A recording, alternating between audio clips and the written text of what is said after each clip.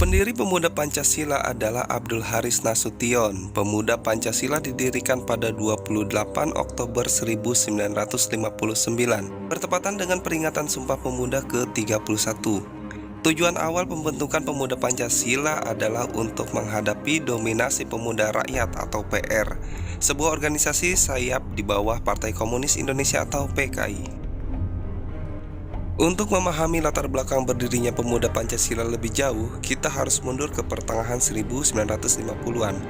Kala itu Nasution masih aktif berpolitik. Partai yang ia dirikan, Ikatan Pendukung Kemerdekaan Indonesia (IPKI), mengikuti pemilu 1955. IPKI didirikan Nasution bersama Kolonel Gatot Subroto dan Kolonel Ajis Saleh.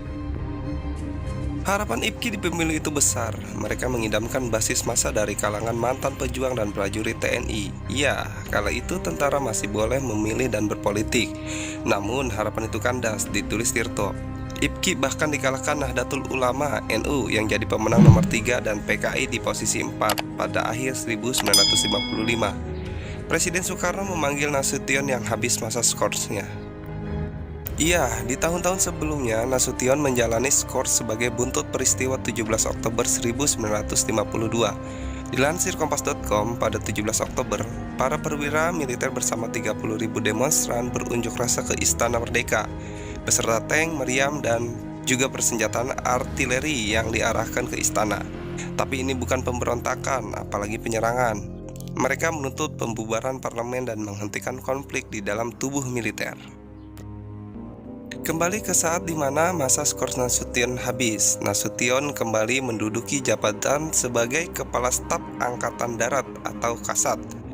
Menurut Lauren Reiter dalam makalah di jurnal Indonesia Pemuda Pancasila, The Last Loyalist Freeman of Suharto's New Order, Nasution adalah orang di balik keberhasilan lobi yang mendorong Soekarno mengeluarkan dekret Presiden 5 Juli 1959. Dekret itu berdampak pada sejumlah hal seperti perubahan bentuk pemerintahan dari sistem parlementer menjadi sistem presidensial, menghapus konstituante dan DPR hasil pemilu 1955, membentuk DPR GR, menghapus Perdana Menteri, mengganti UUDS 1950 dengan Undang-Undang Dasar 1945 sebagai dasar negara, hingga meningkatkan kekuasaan Soekarno dan memulai Dwi Fungsi ABRI. Pada masa itu PKI sedang kuat-kuatnya. Kekuatan itu bertambah ketika Pemuda Rakyat didirikan sebagai organisasi pemuda PKI. Nasution tak mau kalah. Beberapa bulan setelah dekret dikeluarkan, tepatnya 28 Oktober 1959, Pemuda Pancasila dideklarasikan sebagai organisasi pemuda di bawah IPKI. Pemuda Pancasila memancing banyak anak tentara bergabung. Perkembangan keorganisasian Pemuda Pancasila, nama Pemuda Pancasila mulai berkibar memasuki tahun 1965, tepatnya dalam peristiwa G30S. Ulf Sandhausen dalam Politik Militer Indonesia 1945 sampai 1967 mengisahkan pembantaian yang dilakukan Pemuda Pancasila bersama Soksi yang dikontrol tentara, juga kelompok Islam dan Kristen di Sumatera Utara. Sasaran mereka adalah orang-orang dengan cap komunis. Ian Douglas Wilson dalam Politik Jatah Preman, Ormas dan Kuasa Jalanan di Indonesia Pasca Orde Baru menjelaskan kebesaran Pemuda Pancasila pada masa Orde Baru. Pemuda Pancasila tak terganggu, bahkan di sepanjang periode ketika operasi penembakan misterius Petrus berjalan, hampir tak ada anggota, jika tak ingin disebut preman, Pemuda Pancasila yang tersentuh. Kebesaran Pemuda Pancasila memancing lebih banyak orang untuk masuk. Rata-rata dari mereka adalah primen. Semuanya tertarik mengenakan setelan loreng oranye, seragam kebesaran Pemuda Pancasila.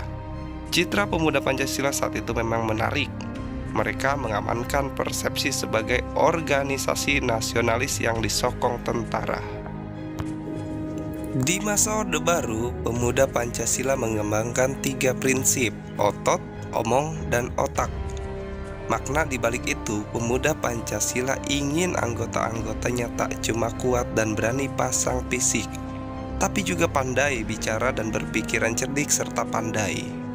Dikutip dari Jurnal Pemuda Pancasila dan Rejim Represif Orde Baru karya Abdul Arif, tiga prinsip itu jadi makna dari warna loreng oranye seragam pemuda Pancasila, menggantikan seragam yang semula jingga polos menjadi loreng oranye. Pemuda Pancasila ingin menonjolkan tiga kekuatan itu. Sistem lambang lain dari Pemuda Pancasila adalah logo yang terdiri dari bintang, rantai, pohon, banteng, serta padi dan kapas. Dikutip dari situs Pemuda Pancasila Malang Kota, bintang bermakna ketuhanan yang Maha Esa, rantai melambangkan kemanusiaan yang adil dan beradab, gambar pohon beringin hijau dimaknai persatuan Indonesia. Simbol-simbol dalam logo Pemuda Pancasila dimaknai sebagai unsur-unsur Pancasila, termasuk kepala banteng yang melambangkan kerakyatan yang dipimpin oleh hikmat kebijaksanaan dalam permusyawaratan perwakilan, juga padi dan kapas yang mempresentasikan keadilan sosial bagi seluruh rakyat Indonesia. Pancasila!